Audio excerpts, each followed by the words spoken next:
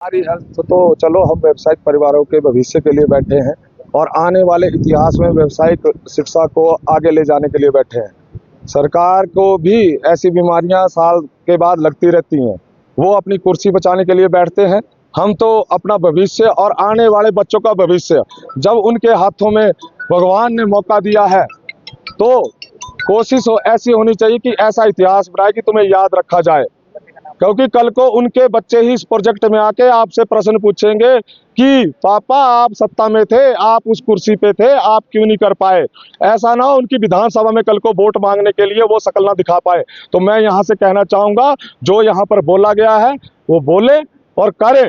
ऐसा कोई भी चीज नहीं है जो हम नाजायज बोल रहे हैं। तो कृपा करके हम सरकार के साथ हैं। सरकारें आती हैं जाती हैं, हम राजा साहब का नाम ले रहे हैं, वो चलती चलती एक संस्था थे, उन्होंने जब मर्ज इंटू द आरएमएस से 2017 का लेटर निकाल दो। अगर अधिकारी आपको गुमराह कर रहे हैं, 2017 का लेटर निकाल के देखो। हाँ, वो राजा साहब यहाँ पे होते, उनका परिवार, रानी माँ यहाँ पे आई, विक्रमादित्य उनके बेटे जो हमारे मंत्री भी हैं, वो हमेशा किसी भी पक्ष को जो हिमाचल का होता है उस मुद्दे को उठाते हैं। वो यहाँ पर आए, जब सरकार करने के पक्ष में है तो क्या झोल चला है या कमीशन की बात चली है। अगर कंपनियों से कमीशन हो भी गया है तो कमीशन लेने की क्या बात है। हिमाचल के बच्चों के भविष्य की बात है। कल को हमें कुछ हो जाता है तो जवाब देने के लिए तैयार रहना, विधानसभा में वोट मांगने के लिए नहीं आना। यहाँ पे हर विधानसभा के साथी बैठे हैं।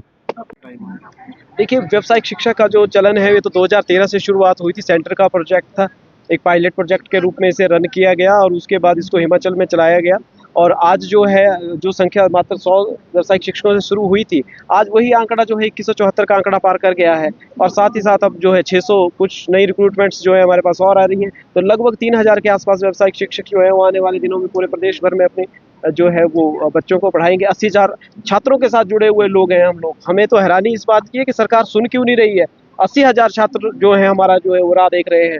हम बच्चों को शिक्षित कर रहे हैं, स्किल्ड कर रहे हैं। आज जो बेरोजगारी का टाइम है, आज जो है सरकारों के हाथ खड़े हैं। आज जो है आप लगातार न्यूज़ मीडिया में देखते हैं कितनी आउटसोर्स पॉलिसीज जो है सरकार बना रही है, कोई समाधान नहीं है। आज 60 से 70,000 जो है आउटसोर्स कर्मचारी सड़कों के ऊपर हैं और हम लोग जो है उसको जो है स्किल इंडिया के तहत बच्चों को कुशल बना रहे हैं, उन्हें स्किल डेवलपमेंट का उनको हुनर सिखा रहे हैं और ताकि उनको जो है वो आउटसोर्स भर्तियों का सामना ना करना पड़े, उन्हें सड़कों पे ना जो है वो दौड़ना पड़े।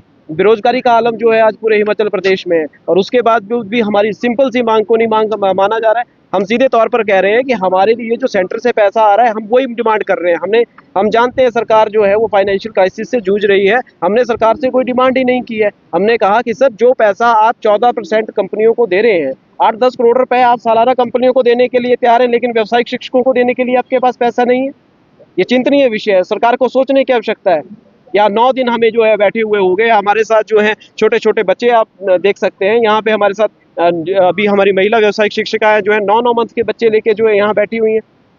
ये शर्मनाक है। सोचने की जरूरत है, चिंतन करने की जरूरत है। हम लोग बच्चों के साथ जुड़े हुए हैं। इतने समय से आप किस उम्मीद से यहाँ पर बैठे, आपको क्या लगता है? देखिए, अभी यहाँ पर बात हुई के साथ देखिए, बात सीधी सी है और ये स्पष्ट बात है। व्यावसायिक शिक्षकों ने अपना जो हमारा एक ऐलान है हमने कर दिया है, या तो हम जो है वो सही तरीके से नौकरी करेंगे या हम जो है वो घरों को वापस जाएंगे। हम नौकरी कंपनियों के अधीन बिल्कुल नहीं करेंगे। हमारी सीधी और स्पष्ट मांग है। जब हमने साफ तौर पर कह दिया है कि जब हमारा सारा पैसा सेंट्रल गवर्नमेंट पे कर रही है, सारा पैसा सेंट्रल गवर्नमेंट का आ रहा है, सारा पैसा जो है सेंट्रल गवर्नमेंट 90-10 के रेशो में चलने वाला प्रोजेक्ट है। 90% सेंट्रल गवर्नमेंट दे रही है, 10% जो है वो हिमाचल सरकार दे रही है। कोई इशू नहीं है उस चीज में। हम बोल रहे हैं कि जो सारा पैसा वहां से आ रहा है, आप कंपनीज को सिर्फ और सिर्फ सैलरी वितरण के लिए आप लोग जो है 8 से 10 करोड़ रुपए खर्चा कर रहे हैं। हम जा रहे हैं माननीय सरकार उस पैसे को अपने पास रखे। सरकार अगर व्यावसायिक शिक्षकों का रोष जो है उसी के अकॉर्डिंगली जो है सरकार को देखना पड़ेगा। हम बिना उग्र हुए काम कर रहे हैं।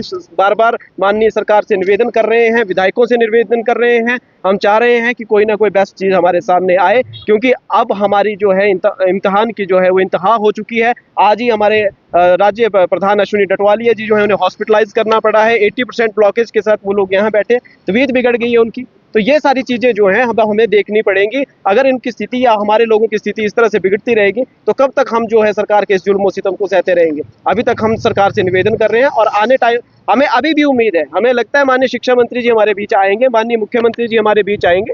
हिमाचल के बच्चे हैं, हिमाचल के वोटर्स हैं, हिमाचल के टैक्स पेयर हैं। तो सरकार को थोड़ा सा जो है सोचने की आवश्यकता है। जी सवाल है कि सर, हम जो है माननीय सरकार से मिलते रहे हैं, हम लोग शिक्षा मंत्री महोदय से भी मिले हैं, हम लोग माननीय सीएम साहब से भी मिले हैं।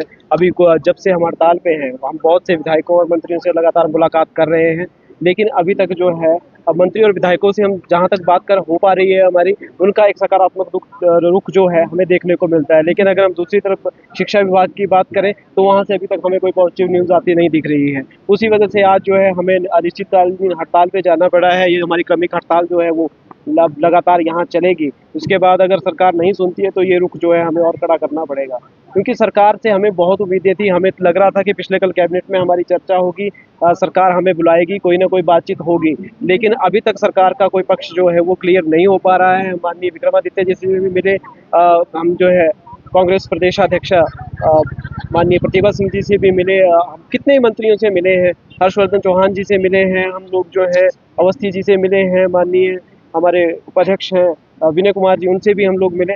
ऐसा कोई भी विधायक और मंत्री नहीं है जहां तक हमने अपनी बात पहुंचाने की और बात रखने की जो है कोशिश ना की हो, लेकिन उसके बावजूद भी जो है सरकार का ये नकारात्मक रवैया कहीं ना कहीं व्यावसायिक शिक्षकों को जो है वो दुख पहुंचा रहा है।